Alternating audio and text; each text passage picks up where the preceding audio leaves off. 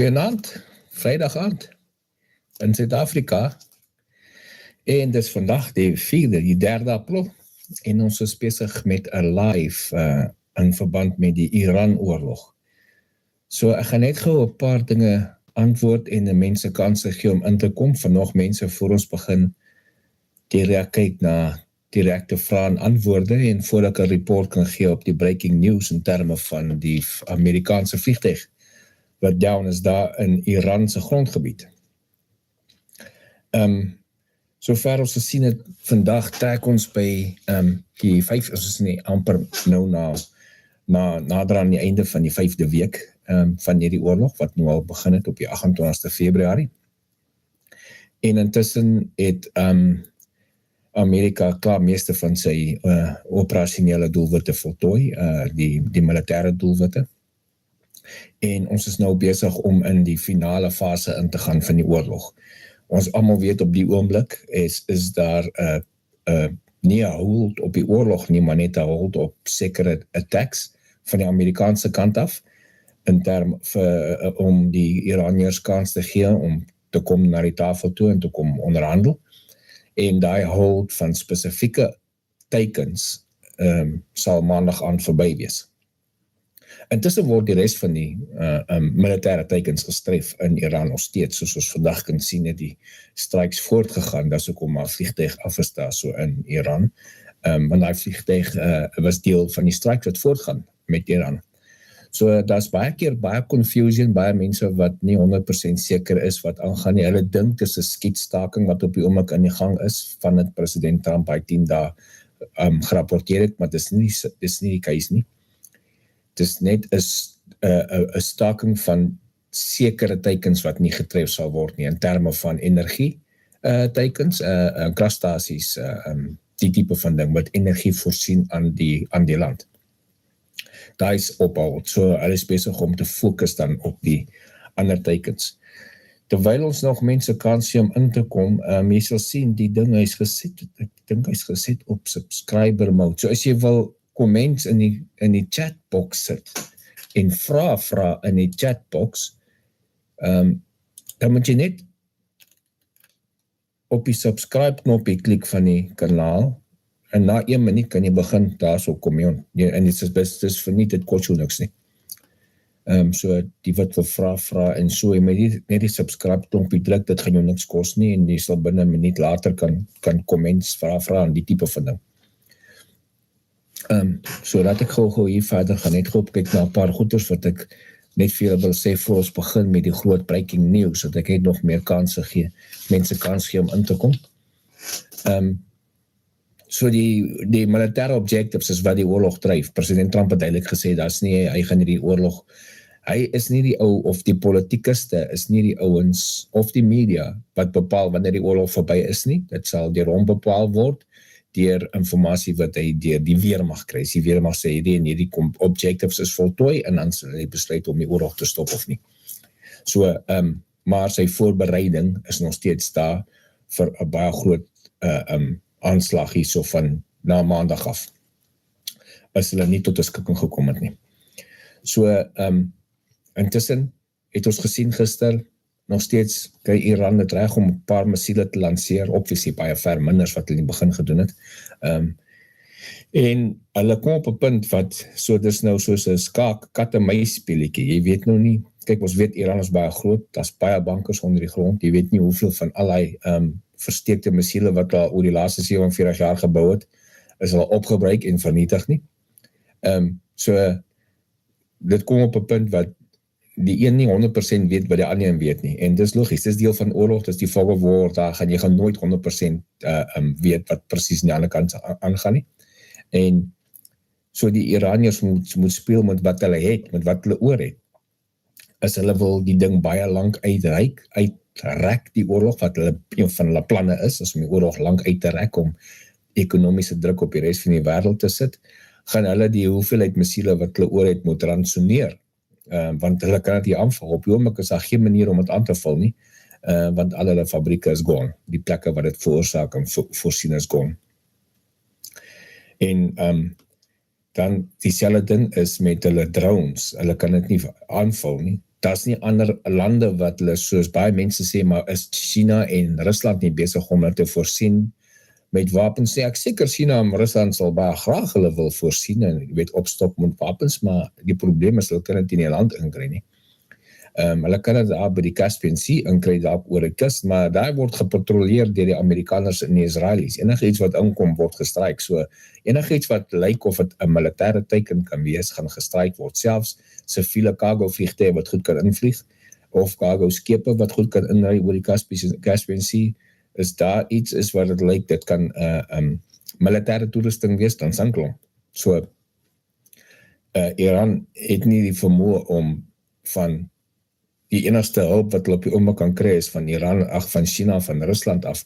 Want al hulle buurlande is nie meer hulle maatjies nie, glad nie meer hulle maatjies nie. So hulle bondgenote reg rondom hulle is gone.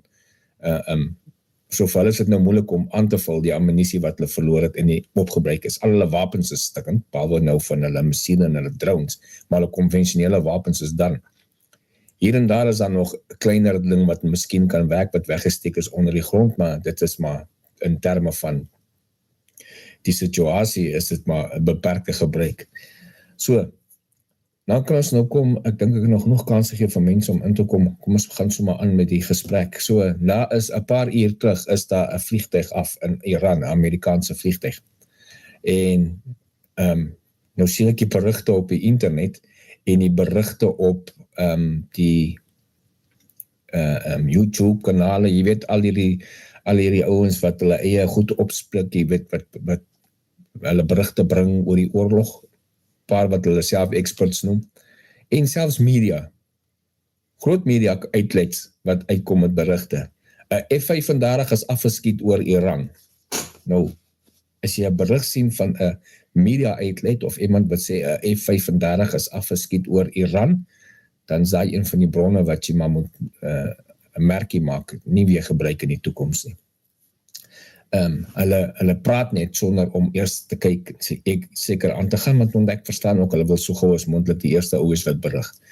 Maar nee, op die oomblik, daai vliegtuig wat af is oor Iran, is 'n F-15, is 'n Strike Eagle, daar's 2 pilots in hom. Die pilot wat voorsit vlieg die aeroplane en die ou wat agter hom sit, hy werk die weapon systems. So, daai vliegtuig is af. Dit is nog nie confirm, hy is afgeskiet nie.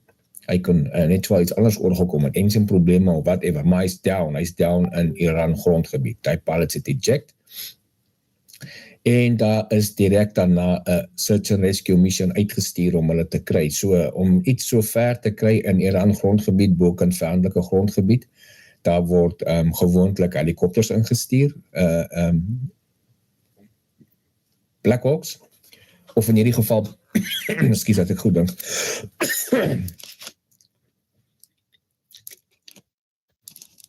in hierdie geval is dit nie 'n Black Hawk nie, it's 'n Pavehawk, word nie lugmag, die pararescue team, hulle gaan in vir search and rescue, so 2 Pavehawks is ingestuur, saam met 'n C-130 wat hulle kan refuel, en dan sal 'n Apache helikopter saamgestuur vir beskerming van die groep, en dan sal vliegtuie, daar sal fighter jets bokant vlieg, wat voorsien, combat air patrols doen, of overhead beskerming doen. So die vliegtuie vlieg in, hulle begin met die soektog, die pilots, sodra hulle uitskiet, is dan op leie op die grond, maar hulle gaan escape and evasion begin doen. Hulle gaan nie as hulle dan wag dat die Iraniërs ook maar optel nie, hulle gaan vir hulle self wegkruip, waar hulle self kan veilig hou tot die rescue crew kan opdaag, en dan daar's maniere wat hulle kan vind, die rescue operation, sekere sisteme, gaan nou nie uitpraat daaroor nie, maar as ook van die sisteme wat jy het, wat jy kan help, wat jy kan kry, kan ook beskadig word met ejection en al die tipe van ding, en kan dalk nie werk nie, so dit kan 'n ruk vat vir om almal te kry. Sover is een van die pilots gekry. Hulle het een van die pilots slag gerescue, is in Amerikaanse hande, en die ander nog nie gekry nie, hulle is besig om te kyk na die ander ene. Intussen het die Iranse state media op hulle uitgekom, hulle TV-kanale, dat hulle baie groot reward sal gee vir whoever die populasie is wat die pilots kan arresteer of kan capture en vir die Iranse regime oorhandig. Nou, dis normaal vir enige regering, enige regering sal dit doen as daar nou 'n vliegtuig afgeskiet is of so iets. Die vraag bly, Die populasie, die grootste gedeelte van die populasie van Iran hou nie van die regime nie. So sal hulle die ou opgee as hulle hom gekry het, of hulle hom gerescue het of gecapture het, sal hulle hom oorgee aan die government of nie. Dit is ons sal maar sien of sy by daai ding gaan uitkom. Maar dis heidiglik die stand van daai vliegtuig.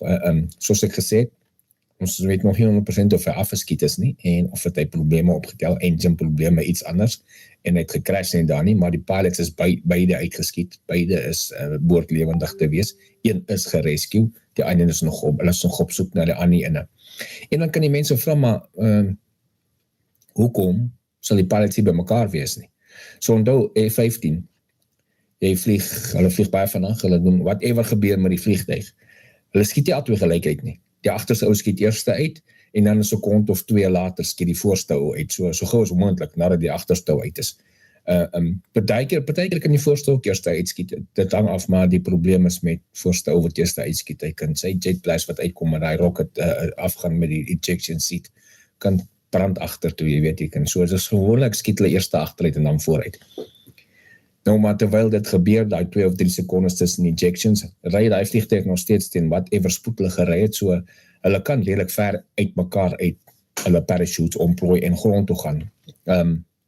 Hulle sal poog om by mekaar uit te kom as hulle kan, maar is nie noodwendig altyd die moontlik nie, so daarom is dit kanse is goed dat hulle opgesplit is en die altyd hulle eie evasion begin doen, maar die een is gekry en hulle is op soek na die ander, en sodra die ander inkom, gekry word, sal ons sekerlik berig kry daaroor. Obviously kan ek nie nou op die oomblik goed volg om te sien wat daar aangaan nie, want ons is besig met die gesprek. So dis die stand van sake. Onthou as julle wil komment daaronder op die chat, vra. Al wat jy moet doen is jy moet net op die subscribe knopie druk van die kanaal, binne 1 minuut sal jy kan daar kan chat, dit is free en verniet. So laat ek sien of we begin vra op in die live chat. Anna Creer is 'n member for 2 months, dankie vir die support, Anna Creer. Okay. En almal sê hallo, so sorry, hallo vir almal wat ek nog nie hallo gesê het nie.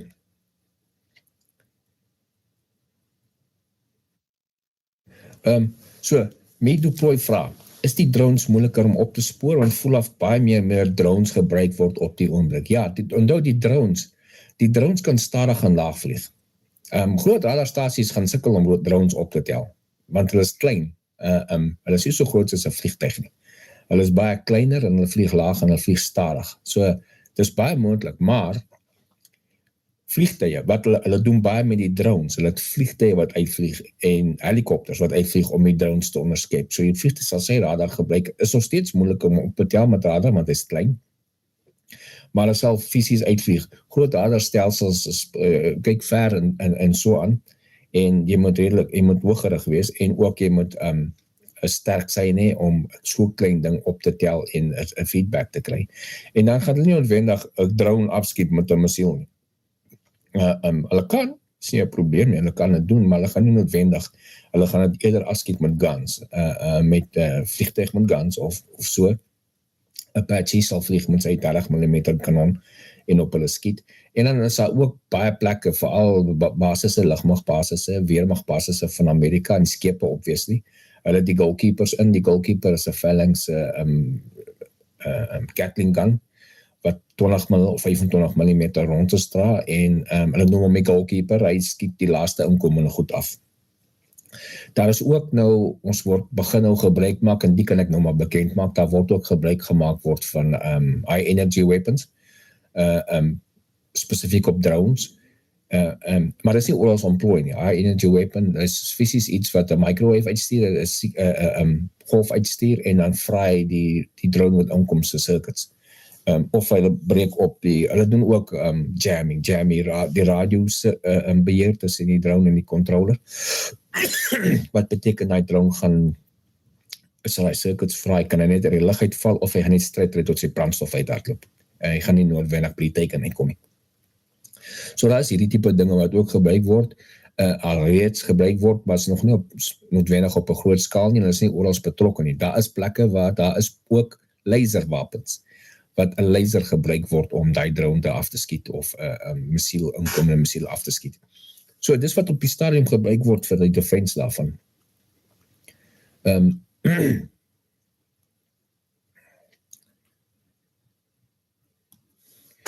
Ja, Anna-Maria, daar's baie mense wat kyk, ek weet die wêreld kry swaar onder die brandstofpryse veral oor hierdie oorlog. En mense hoop dit kom gou verby. Die een probleem met hierdie hele oorlog is, hierdie ding bou al op vir 47 jaar. Baie mense sê, ja, maar Amerika net moet vir Iran ingeval omdat hulle lus is. Nee, hierdie oorlog is al 47 jaar aan. Hulle het eerste Amerika aangeval. Hulle het eerste Amerika aangeval by eerste Amerikaanse burgers gevange te hou, hostage te hou, daar in Iran, in die ambassade in Iran. En daarna het hulle begin attacks op Iranse soldate reg oor die wêreld, op Amerikaanse soldate reg oor die wêreld gedoen. En net dit die state sponsor van terrorisme. Nou dink net is daai regime, en ons kan nou baie duidelik die laaste maand sien, wat se tipe mense hulle is. Toe hulle nou onder druk is, so skiet hulle missiele en siviele teikens en reg rondom hulle, al hulle buurlande. Dis die tipe radikale mense met wie ons te doen kry. En imagine net as hulle nou hulle hand al op 'n nuclearbom gehad het. Eerste plek sou onmiddellik op Israel gebruik het. Maar dan moet jy weet hoe die wêreld dreig as hulle toegang het tot nuclearwapens. En dis wat op die oomblik aan die gang is om dit te vroed. So huidiglik, hulle het self gister of eergister uitgekom, die Iraanse regering, om te sê, ja, ons het toegang tot meer verrykte Iran, wat julle nie van weet nie. En dit kan dit toe wel blaf wees om afskrik. Maar, almal weet, hulle het die goed. Het is ondergronds weggesteek. So dis die finale objective wat die Amerikaanse weermag probeer nou afhandel, is die Iran. Die verrykte Iran, om dit in die hande te kry, of om dit op so 'n manier te begrawe, dat dit nie beter kan uitkom nie. So, is dit diep onder die grond geberg is op plekke wat hulle weet waar het is, so hulle werk nogal baie met intelligence, rely op intelligence, oor waar hy goed is. En as jy nou weet by wat so skagte en myne en grotte en ondergrondse bankers dit is, dan soos wat ons gemaak het met die Midnight Hammer, jy pound neer die plek en jy laat die grond kollaps boop het. Soos wat Midnight Hammer gedoen was, en intussen is gesien, daar is tussenin weer beweging in die omgewing, wat hulle probeer toegang kry tot van die goeders, en van die plekke wat gebom is, daai dit al, is weer, al wat jy nou doen, en gaan vorentoe, as jy weet, dit alles nou ondergrond, en gebanker, dan hou jy net dop, as daar beweging daar is, en strijk helemaal net weer. So, ek dink dit gaan op die ou eind kom, waar het kom, waar die einde van die oorlog gaan kom, wat president Trump gaan tevrede wees, dat die verrykte Iran, wat daar is either, hulle kan dit nie by dit uitkom nie, of uit magte ingestuur om het te gaan uithaal. En dis een van sy opsies wat hy het hier van volgende week af met die extra soldate wat in Amerika, wat in Iranse omgewing nou is, by die Midde-Ooste. Ons weet van een klomp uit die Second Airborne Division ons raas, daar is nou Special Forces ook bygekom, en daar is extra 5,000 US Marines, en so die vermoë wat hy het, die opsies wat hy het, is baie groot, om in enige van dit aan te wend. Ek sien gou by die vraag of iets anders intussen opgekom het. Soos ek gekyk het nou die dag, of nie nou die dag, net nou, die huidiglik is die olieprys die hoogste wat hy was nou, tydens die oorlog begin het, so ons staan so op so $110, $112 'n vat by Brent, hier in die Amerikaanse kant. En dit het definitief 'n impak op die wêreldse petrolpryse, almal se petrolpryse is op. Hier by ons is die petrolprys nie, dis die olieprys op die oomblik is 50%, 100% op, met ander woorde, dit is dubbel wat het was voor die oorlog, maar ons het daar nog nie, ons petrolprys is daar nog nie dubbels wat het was voor die oorlog nie, dat is opgegaan nie, so met 40%, en intussen kom het weer bykie af, en gaan het weer bykie af, maar jy sal sien, in terme van die tyd wanneer die oorlog verby is, hooplik in die volgende paar weke, week of 2, sal hy olieprys weer drop.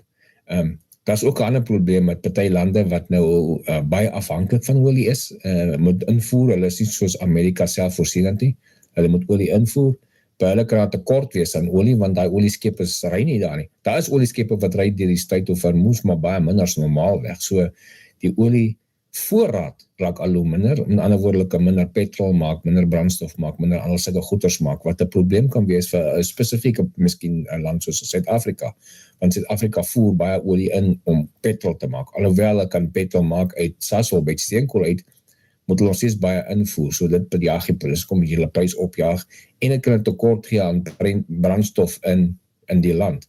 Daar's nou al in Europa, in Brittanje, plekke wat hulle vra vir die mense mooi, asseblief, daar's genoeg petrol, jy hoef nie lang rye te gaan staan en al die petrol op te koop wat jy kan kry by 'n brandstof, by vulstasies nie. So tipiese toiletpapier probleem wat hulle gekry het met die COVID, waar mense skielik almal gaan toiletpapier koop het vir een of ander rede toe die COVID, net voor COVID het aangekom het. Die sien hulle nou met die petrol. So hopelik gaan dit net 'n groot probleem raak vir mense om rond te beweeg nie. En dan Meet vra, is daar 'n rede hoekom die aanvalle erger is oor 'n naweek? Kyk,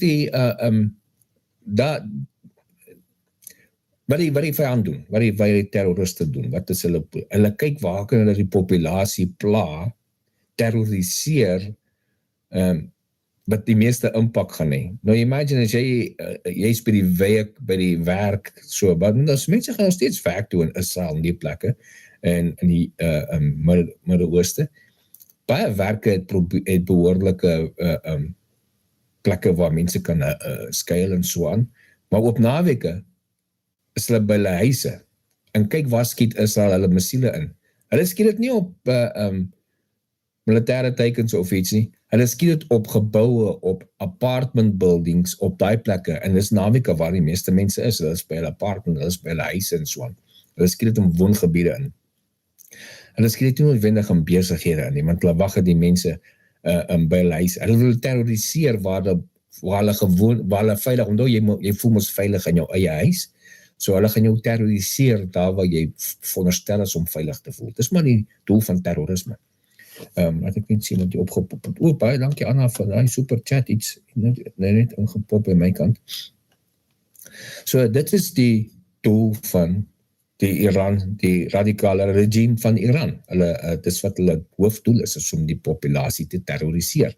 En dan hoop hulle die populasie se druk op die regering dat hulle ophou met die oorlog. Sal wat hulle kan doen, want hulle kan obviously nie konvensioneel veg nie. Hulle het niks oor om konvensioneel te veg nie. Iemand het gister 'n vraag gevra, maar hoekom gaan Iran nie oor Amerika toe en stryk vir Amerika nie? Wel, hulle kan nie. Hulle het nie 'n vloot nie. Hulle het nie 'n lugmag om, en is te ver. Jy weet, hulle missiele kan nie ry tot by Amerika nie. Ewen al voor hierdie oorlog toe hulle nog 'n vloot gehad het en 'n lugmag gehad het, sou dit nie getraai het nie, want dis te ver projeksie vir hulle het net nie, die kwaliteit van hulle uitrusting is nie, glad nie op dieselfde vlak nie. Hulle sou het nooit gemaak het, en dit is presies dieselfde rede hoekom Rusland of China nooit vir Amerika sal kom aanval binne Amerika nie. Die enigste manier hoe hulle Amerika kan aanval binne Amerika is met nuclear warheads, is met ICBMs, en dis die enigste manier, en as hulle ICBMs op ons skiet, dan skiet ons ICBMs op hulle. Ons het die vermoë om hulle ICBMs af te skiet, hulle het nie die vermoë om ons af te skiet nie. Dit beteken nie dat niks gaan deurkom nie, dit beteken net van hulle ICBMs gaan deurkom, maar minder as wat van ons, al ons sal deurkom by hulle. En hulle gaan nie net een lanseer, hulle gaan klomp. En daarna gaat dit direct die support bases, die plekke wat hulle kan support nuke, soos die rest van die wêreld. Want veral Afrika's lande en goeders wat hulle kan support, al twee kante. So as so iets begin, dis hoekom ek sê vir die mense altyd, mense vra, ja, daar gaan binnekort 'n oorlog wees, Iran, China en Rusland sal van Amerika aanval. Hulle sal nie, hulle kan dit nie bekostig nie, want hulle weet, dan sal hulle dieselfde dag almal ook dood. So die ou ryoorlog begin moet 'n suicide ou wees, maar sy res van sy regering gaan nie toelaat dat hy knoppies druk nie, want gelukkig, baie gelukkig, is aan beide kante, as die weste en die ooste se kante, is die vermoë om nuclear missiele te lanseer nie in een ou se hande nie. Dit moet deur 'n proses gaan. Juis om te keer dat een ou alleen nie die krag het en homself in 'n kamer toeset en besluit hy druk die knoppies nie. Jy sien, daai is die gelukkig die ding. Wel, hopelik is dit nog steeds so aan die Russiese kant en aan die Chinese se kant en so aan. Die lande wat dan kom die ander vraag op tussen mense wat vra, hoekom mag Israel nuclear wapens het, maar Iran mag nie hê. Hoekom val Amerika nie vir Noord-Korea aan nie, wat ook nou nuclear wapens het? En die antwoord is baie eenvoudig. Noord-Korea, hulle het ook nou nuclear wapens, maar hulle dreig nie die hele tyd hulle bure en Amerika en Israel, def to Amerika, def to Israel, hulle mag het op hulle eie TV, maar hulle dreig nie die hele tyd met oorlog dat hulle het sal gebruik nie. Selfs met Israel. Israel dreig nie dat hulle gaan, die mense wat dink Israel het nie nuclear wapens nie, is naïef, hulle het nuclear wapens. En kyk wat se aanvalle daar al vir dekades op Israel aangaan, en hulle het nog nooit die nuclear wapens gebruik om hulle self te verdedig nie. Want dit is nie nodig nie, hulle het die konvensionele vermoë om hulle self te verdedig, en dis wat hulle doen.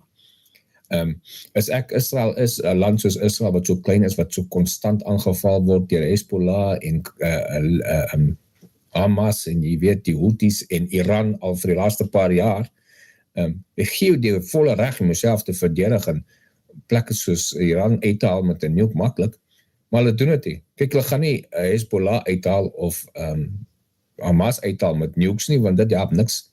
Jy skiet die nuke 10 myl van jou grens af nie, dan kom jou mense anyway dood van al die radiation en goeders. So dis nie so maklik soos baie mense dink dit is nie.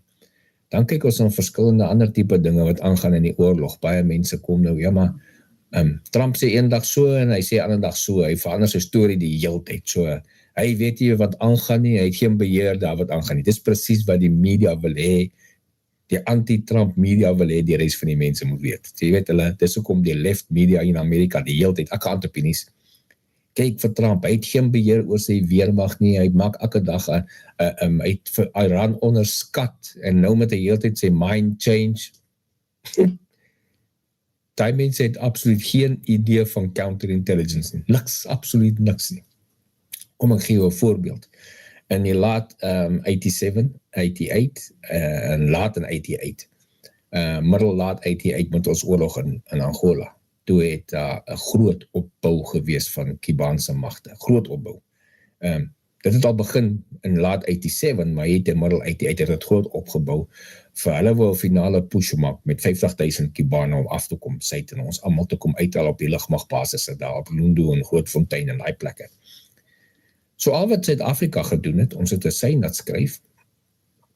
Jy weet, 'n sein tussen een eenheid na 'n ander eenheid en gesê, okay, deploy nou die G5 met die nuclear warheads. Dis nou 'n lieg, obviously. Dit's gemaak dat Suid-Afrika se G5, die 150 mm bomme, 155 mm bomme het nou nuclear capability. En deploy hulle op die grens en ons gaan hulle in Angola aanskiet om onsself te verdedig met nukes. En daai sein is deliberately gelek na die vyand toe. So, wat maak jy?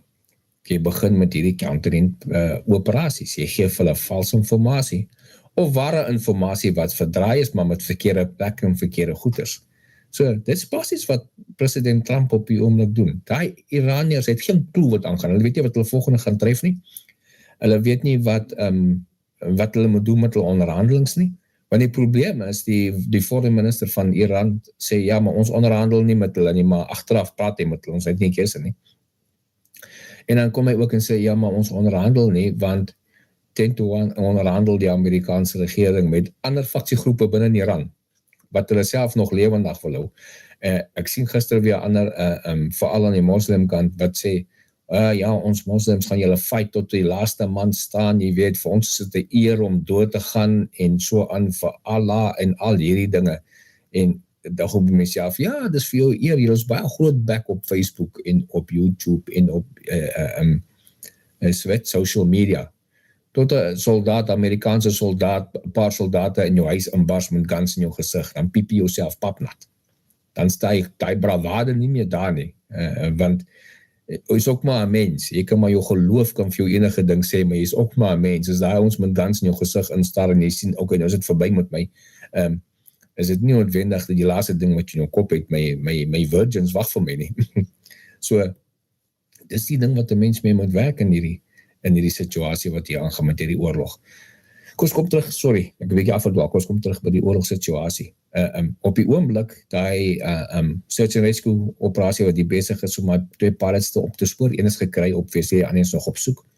Maar die strikes in die omgewing is op hul. Met ander woorde, die direkte area waar die vliegtuig af is en waar die search and rescue aan die gang is, daar word nie strikes op die oomblik daar gedoen deur Israel of Amerikaanse vliegtuie nie, juis om jy wil nie jeopardy sit die pilot wat nog op die grond is en die vliegtuie wat deelneem aan die search and rescue operasies nie. So, dit gaan andersom. Hooplik sal ons teen later vandag nog weet wat is die feit van die ander pilot, die tweede pilot, en obviously as hulle terugkom sal hulle kan feedback gee van wat het met hulle gebeur. Is hulle afgeskiet of is hulle engine failure of probleme met die vliegtuig gehad? Nou kon sê hulle is afgeskiet. Kom by daai punt. Kon sê yes, hulle is afgeskiet. Waarmee kon hulle afgeskiet wees? Wat is die possibility? So, ons weet die meeste van die groot stelsels van Iran is verwoes.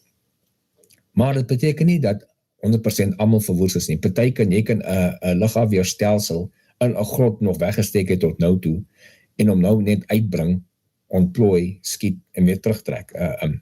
Dis die een ding. Maar 'n ander groter moontlikheid in hierdie geval is dalk manpads.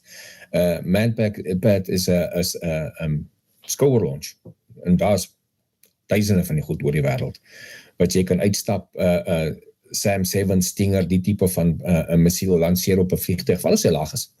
En jy kan suksesvol raak met dit. Heat-seeking missiel gebruik en in 'n vliegtuig raak skiet, net raak genoeg skiet dat hy kan probleme optel op pad terug en later moet hy eject. Is nie noodwendig een slag, een groot ontploffing en weg as die vliegtuig het. Daai is net in die movies wat dit gebeur. Dis gewoonlik maar tref hulle 'n vliegtuig en hy vlieg nog. Hange waar hy getref is. Jy kan die pilots uithaal, dan sal ongelukkig dood in die vliegtuig maar dit tref. Maar hy kan nog steeds 'n eentjie vlieg en dan hy kan ontplof, soos in die movies. Maar dit gebeur nie so baie nie, dat hy net een slag groot ontploffing in die lug maak.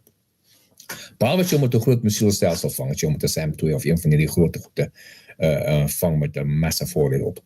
Dan kan jy 'n groot ontploffing kry wat die brandstof in die vrekke gaan aan die brand steek en die ding kan ontplof. Maar die meeste van die gevalle is hulle erg beskadig en die pilots moet eject. Hulle kan nog 'n eentjie wegvlieg van die area af, net om uit daai onmiddellike omgewing te kom voor hulle uitskiet en dis 10-1. So as hy afgeskiet is dit vermoedelik met 'n manpad. Dit kan wees met 'n groter stelsel, een van hulle groter stelsels wat nog weggesteek was in grotte of in bankers, wat weer terug is. Maar as dit 'n groter stelsel is wat moes 'n radar gebruik het en hulle moes die radar aansit om die vliegtuig te trek, dan ongelukkig vir hulle is daai spot weggegee, want ons het sensors oralste waar hy radar sein gaan optel. So hulle gaan weet presies van waar gelanseer is.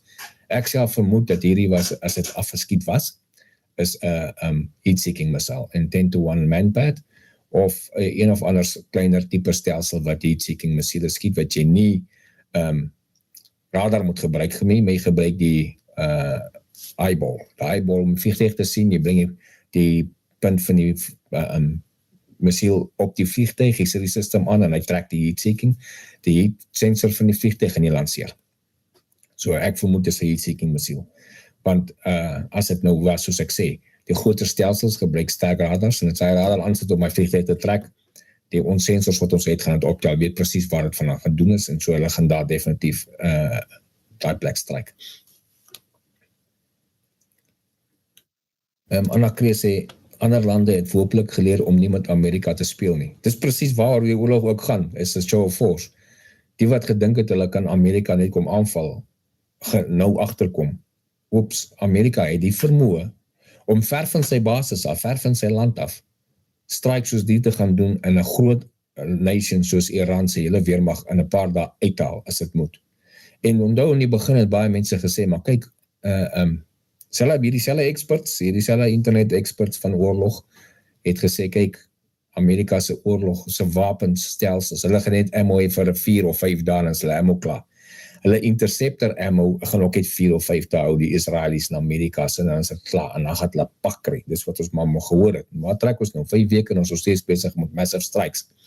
Kyk wat gebeur na die 6de April. As die Iraniërs nie kom op die tafel nie, wat so groot strikes daarna gaan wees. So ek weet nie waar hulle dink of Santa vir ons hierdie ammo gee nie. Ons sê die goed. Dit is daar. Ek het al berigte gehoor van Suid-Afrikaners wat groot klomp mense agter hulle volg, jy weet, wat experts is volgens hulle, wat uitsprake gemaak het van, jy weet, Amerika mag nie genoeg ammo nie, en jy weet, die Amerika se weermag, en hulle kry dit by flippin Scott Ritter en Douglas McGregor, die twee ouens, wat gesê het ook, hulle self het gesê, Amerika gaan nie ammo hom langer as 'n week hou nie. Nou die wat nou nog vir die twee ons volg, ek sê hulle aanraai, moet liewers nie, want hulle uitsprake is altyd anti-American. Maak nie saak wat gebeur nie, dit is nooit, selfs anti-Amerikaanse, hulle was al toe in die Amerikaanse weermag betrokke, al twee van hulle. En skielik is die Amerikaanse weermag die slegste weermag in die wêreld volgens hulle. Dit is maar soos die probleem is, baie mense reken, is hulle nog daar, is dit die sterkste plek, maar as hulle waai, dan val hulle mekaar uit. En nou kom hulle agter, hulle nou gat gemaak soos die vorige keer, met hulle uitsprake daar in Oekraïne. Maar wat dit ook al is, ja, ander lande kom nou agter, wat is die regte vermoë van Amerika om magteprojek so ver van Amerika se grondgebied af en so vinnig en vir so lank, want soos hy sê, president Trump sê, hy gaan vir die volgende 2 weke, 'n week, 2 weke hardslaan, hy het gesê 2 tot 3 weke sekerlik. En nou kom ons gou terug by daai punt van, ja maar, Trump het gesê, het gaan net 2 weke vat in die begin, hy het nooit so gesê nie, hy het gesê, begin hierdie operasie, hy skat, dit gaan so 4 tot 6 weke vat. Nou, jy kan so iets net skat voor die tyd, daar is geen manier dat jy kan sê, dit is definitief net so, want soos die ding evolve, die oorlog evolve, moet jy aanpas, jy kan nie net, en dan so pas ons nou aan, en dis waar ons nou trek, 5 weke van die oorspronklike 4 tot 6 weke, en hy het nou gesê, nog so 2 of 3 weke, maar het net gaan extend met 2 ekstra weke van die oorspronklike skatting. So, dit is waar het is vandag. Laat ek hier sien. Hendrik de Prooi vra, wat is die bevolking in Ierland se gevoel en houding teenoor die oorlog in die algemeen? Die grootste gedeelte van die bevolking soek dit. Hulle is bly dat word op die oomblik gedoen, want hulle is moeg vir die regime wat hulle oppres vir 47 jaar al. En daar's baie mense sê, ja, maar hulle oppres hulle nie. Ek verstaan nie hoe die mense by dit uitkom nie, daar's baie duidelike evidence. In Januarie hoe die besiesmagte en die radikale regering van Iran meer as 30.000 van hulle populasie doodgeskiet het in die straat om hulle optog te hou. Vrouens en kinders ingesluit. Mense bly stil daaroor. Vrouens en kinders ingesluit, doodgeskiet in die straat deur hulle regering. En nou dat Amerika en Israel optree, net omdat dit Amerika en Israel is, en die ouens hou nie van Amerika en Israel nie, nou kom hulle op vir die Ayatollah se regime, ek verstaan nie daai lekker nie. Regtig verstaan nie daai lekker nie. Dat ek net sien of alles hier gecover het. Ja, sover. So ek gaan kyk vandag, ek sal sien as ek nog informasie kry, spesifieke informasie kry oor die vliegtuig wat af is, wat het omgekeer. As hulle het waarmee is afgeskiet, maar dit kan hulle vat vir ons daar informasie kry, en of al twee pilots, al twee veilig gevind is, die een het gekry opwees nie, of hulle die ander gekry het, en as hulle 'n kort video maak en dit net opsit vir vandag nog, as ons dit vandag terugkry, maar jy sal dit môreoggend definitief weet wat daar aangaan. Dit is dan, ek besig om op die einde te raak, my tyd is besig om my te catch, as daar nie nog spesifieke vrae hier is nie, wat ek het gou hier, kyk of ek 'n vraag hier so sien op die ander plek. Nee, ek het nie nog spesifieke vrae daar. As jy nog ander spesifieke vrae is nie, hopelik het ek gecover wat mense graag wil gehoor het, of die vraag geantwoord wat julle wil hê, julle kan maar vra onder aan die video na die tyd sit, en dan sal ek dit vir julle deurgaan en vir julle antwoord op nog 'n video, of op een van my video's wat môre sal uitkom. Baie dankie vir die wat ingeskakel het. Ek sien julle later, en geniet die aand. Vir die wat wil, ek gaan oor 20 minute, 7 uur vanaand SA tyd, antwoorde vir julle kan gee oor refugee program, vir die wat spesifiek in die refugee program belangstel. So daar sê, sien julle later, geniet die aand verder. Cheers.